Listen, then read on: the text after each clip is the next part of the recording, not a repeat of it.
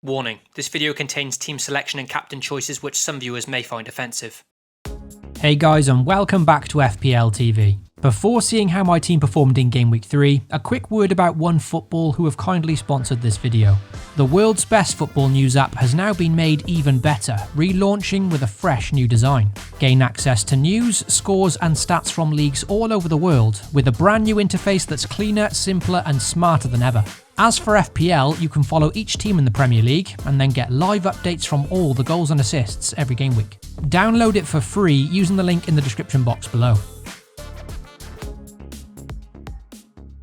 It was a desperately frustrating start to the game week on Saturday, with both my premium forwards Martial and Werner blanking against Brighton and West Brom.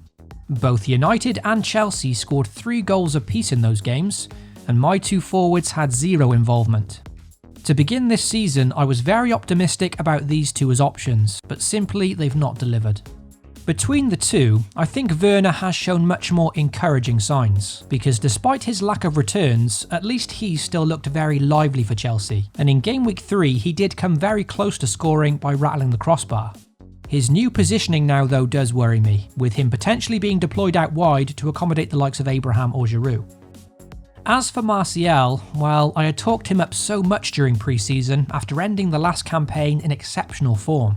But it wasn't just the fact that he blanked again that concerns me, but more his performance in general.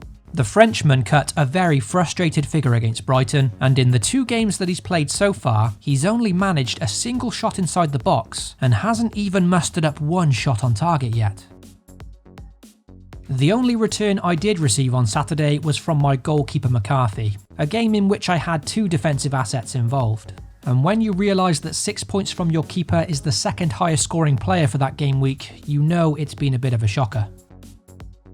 Burnley have now conceded in both opening games so far, and although they were a team I trust to keep things tight and pick up clean sheets, what worries me is their key centre-back Tarkowski not featuring and now edging towards a move away from the club.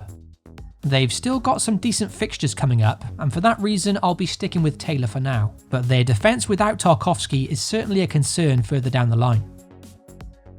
In the Leicester-Man City fixture, my team had 3 midfielders invested in that one, and in a 7-goal thriller none of them had any goal involvement, which painfully included my captain De Bruyne. With Harvey Barnes, it's another game where I do feel unlucky not to get more returns from him, because for the 2 penalties that Jamie Vardy won, Barnes played the final pass on both occasions. With 2 nice fixtures now coming up for Leicester, I'm hoping he can do the business in those. Perhaps the toughest pill to swallow during Game Week 3 was Tottenham conceding a very soft penalty in the 97th minute against Newcastle. With Spurs recently signing a new left-back, all I was hoping for was that Ben Davies would start this fixture, and agonisingly he did start and was moments away from a clean sheet and also 2 bonus points. Before the penalty, Newcastle hadn't registered a single shot on target in that game, so for that to be awarded and cost me a much needed 6 points was a real gut punch, and summed up the game week fairly well. There were some small positives in Game Week 3 though, and that was my Liverpool pair of Alexander-Arnold and Mo Salah getting points against Arsenal. By no means big scores, but another very promising display from the champions, and the 12 points from them was vitally needed. So there's no getting around it, Game Week 3 was pretty much a nightmare. My team returned a shockingly low 36 points on a -4 hit, and it's a sizable red arrow down to 2.7 million. I think the hardest part to accept about this very poor game week is that going into it, I was actually very optimistic about my team's chances. I genuinely liked my starting 11, and to be honest, I still do. Granted, it may not be the perfect squad, but in my opinion, still very solid. So all I can hope is that it is just one of those game weeks. Game Week 3 saw some really crazy results, and so far there's just no pattern, very little form, and so much variance that it's very hard to predict any outcome. Currently sitting at a bleak 2.7 million, I do have flashbacks of last season where I found myself in a very similar situation. The only difference from last year is that back then it was uncharted territory for me. Last year I was convinced I'd start strongly, and when I didn't, I panicked, buckled, pissed away the wild card and never really recovered. This season the plan is to not panic. I've got to stay patient, stay positive, and simply keep making what I think are logical decisions, and hopefully that will begin to pay off in the long run. Does this plan guarantee success? Of course it doesn't. Seeing how unpredictable the league seems to be at the moment, my squad could easily flop again in Game Week 4. But you can either give up or keep moving forward and trusting your instincts, and that's what I'll continue to do. I really don't think my team is that bad. So with that, let's move on to Game Week 4 now, and look at some potential transfers as well as my possible Game Week 4 lineup. Also, if you enjoy the content here at FPL TV, then please consider leaving a like and most importantly getting subscribed. You can also hit the notification bell so you never miss an FPL TV upload. The one move I've made so far this week was to transfer out Anthony Martial following 2 very poor game weeks in my side. Like I said earlier, it's not just the fact that he's blanked twice, but more his performances in general. And having watched both of United's games, he just hasn't passed the eye test either. So it's Raul Jimenez that I've now brought in for him. If Jimenez had any other opponent than West Brom or Fulham this game week, then I'd probably hold Martial and give him one more chance. United face Spurs in Game Week 4, and the Red Devils often do well on the break against the bigger sides.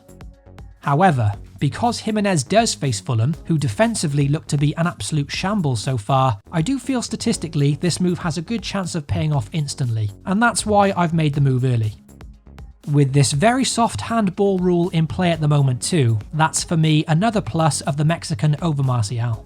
He's cheaper on penalties at home to Fulham with much better underlying stats and performances, so there's just too many positives to mention. To me, it feels like a logical move, and if it does backfire, then again, I'll just have to consider myself unlucky on this one.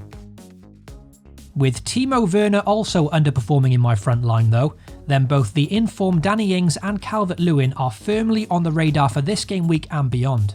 Especially Danny Ings for this week in particular, who looks a very strong captaincy candidate against West Brom. Much like Fulham, West Brom look very vulnerable at the back, and in the opening 3 game weeks they've conceded 11 goals, 11 big chances and a huge 34 shots inside the box, the most of any team on all fronts. Moving Werner onto one of these would mean a -4 hit for my team. It's not ideal, but I'd be lying if I said I wasn't tempted. With the form these two are in, the hit could pay off instantly, but with Werner getting off the mark for Chelsea in the Cup during midweek, perhaps I should give him another chance against Palace. So with Martial to Jimenez the only confirmed move so far, let's see how the team currently lines up. Once again on paper, I'm feeling pretty happy with the starting 11 this week. I've got McCarthy in goal at home to West Brom, Charlie Taylor facing a fairly goal-shy Newcastle, and James Justin comes back into the team after facing Man City, who now hosts West Ham alongside his teammate Harvey Barnes. I've also got 2 City assets against Leeds, Mo Salah against Villa, Jimenez hosting Fulham. There's not much to dislike about this lineup. Man City do face Burnley in the League Cup in midweek though, so I'll be hoping that all 3 of Taylor, Foden and De Bruyne get rested and avoid injury in that one. Particularly Phil Foden, whose starting place for the Leeds game could be in doubt if he does start against Burnley. For the captaincy in Game Week 4, there appears to be many strong candidates this week. If I were to bring in Danny Ings, then he would be a strong consideration for the armband against West Brom. But without him currently in my squad, then for me it's between Mo Salah, De Bruyne and Raul Jimenez. With Aston Villa keeping 2 clean sheets on the bounce so far, that does put me off captaining Mo Salah slightly, whose away form can be quite sporadic. Villa's opening opponents though have been Fulham and Sheffield United, so their good defensive form so far may be a bit deceiving, and there's no doubting how sharp Mo Salah has looked to begin this season.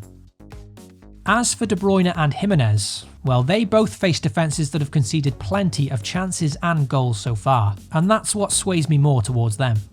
For now, I've kept it on De Bruyne, who despite letting me down last week, does feel the sensible, safer choice, and with him blanking last week, perhaps a bit of patience here will get rewarded. However, even though Leeds and Fulham both look shaky defensively, I think it's pretty clear that in general Leeds are a much better side than Fulham look to be, and in the opening 3 games the London club just look out of their depth. Because of this, Jimenez does remain a strong consideration for the armband too, and it's difficult to see him blanking in this fixture.